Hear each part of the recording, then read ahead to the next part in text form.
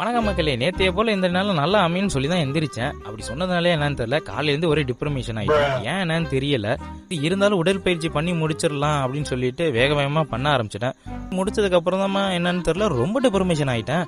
அப்படின்னு சொல்லிட்டு சரி டிப்ரமேஷன் தான், எனக்கு என்னன்னு ஒரு வழியா பாத்துடலாம்னு சொல்லிட்டு உட்காந்தேன். இந்த பயனும் இல்ல.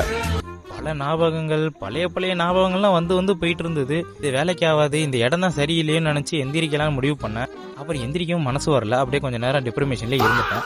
சரி கொஞ்ச நேரம் லீவோட விளாட்லான்னு பார்த்தா அவன் நம்ம காலில் சொட்டு நீர் பாஸ் பண்ணியிருப்பான். ஜஸ்ட் மிஸ்ல தப்பிச்சான் மக்களே. அப்புறம் மாலை நேரத்தில் அருமையான ஒரு படம் பார்த்துட்டு உடல் சத்துக்கு கல்லையை போட்டுட்டு இன்னைக்கும் டேரா போட்டுறக்கூடாது, எப்படியாச்சும் உடல் பயிற்சி பண்ணணும்னு ஒரு முடிவு எடுத்து நல்லா பண்றேன், ஆனா பத்தல வர மாட்டேங்கிறேன்.